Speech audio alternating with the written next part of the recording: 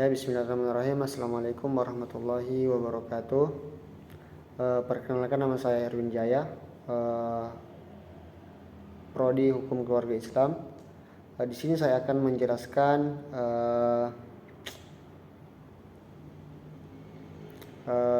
materi mengenai permasalahan kontemporer dalam hukum pidana Islam. Di sini saya akan menjelaskan materi tersebut untuk memenuhi tugas dari mata kuliah hukum jinayah atau hukum pidana Islam.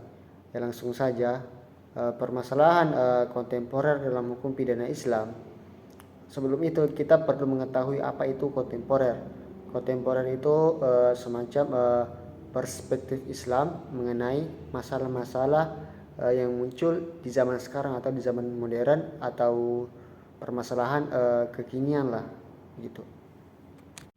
Mengenai masalah kontemporer dalam hukum pidana Islam itu memiliki banyak contoh seperti korupsi, kejahatan cyber.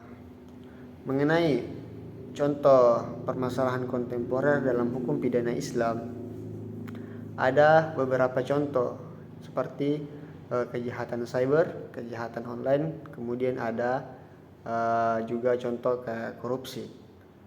Secara bahasa, korupsi berasal dari bahasa Latin, yaitu corruptus.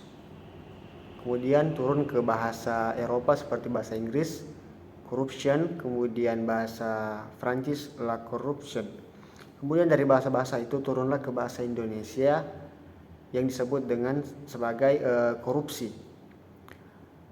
Menurut Kamus Besar Bahasa, menurut Kamus Umum Bahasa Indonesia, korupsi merupakan suatu perbuatan yang buruk, di mana perbuatan ini dirumuskan sebagai suatu perbuatan yang buruk seperti kecurangan, penyelewengan, penyalahgunaan jabatan untuk memperkaya diri sendiri atau untuk kepentingan pribadi. Maka dengan demikian korupsi ini dapat diartikan secara luas bahwa korupsi adalah suatu tindakan oleh pegawai-pegawai publik yang menggunakan jabatannya untuk kepentingan pribadinya sendiri atau untuk memperkaya diri.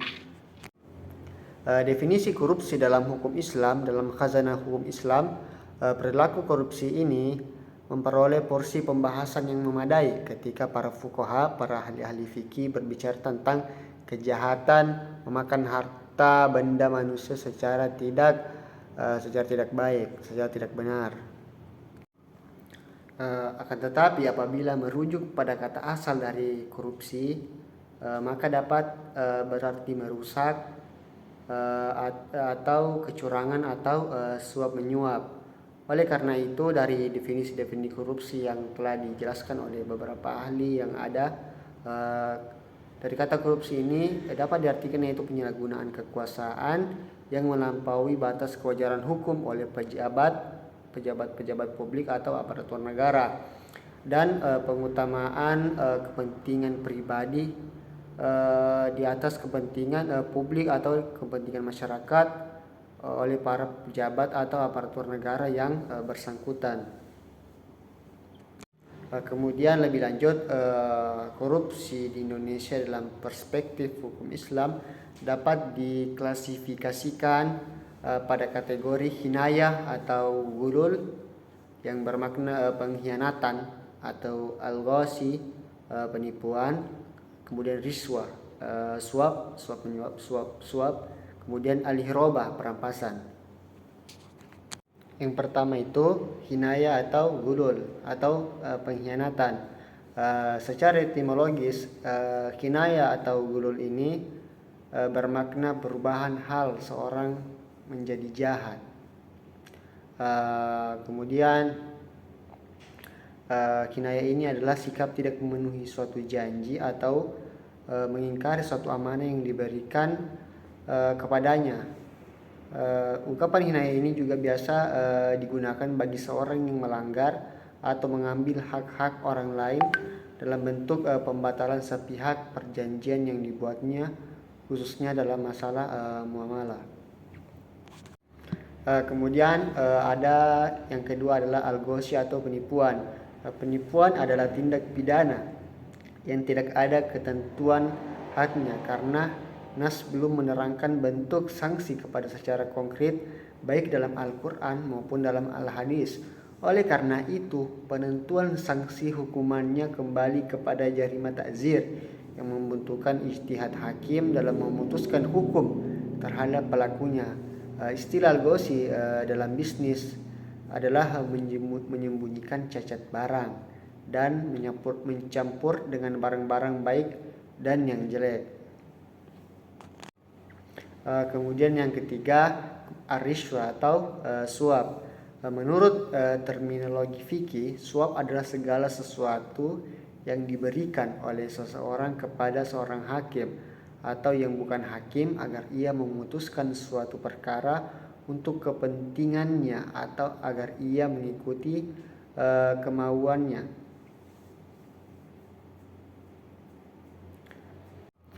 Kemudian yang keempat itu al-hirabah, perampasan. Abdul Qadir Auda mendefinisikan hirabah sebagai perampokan atau pencurian besar.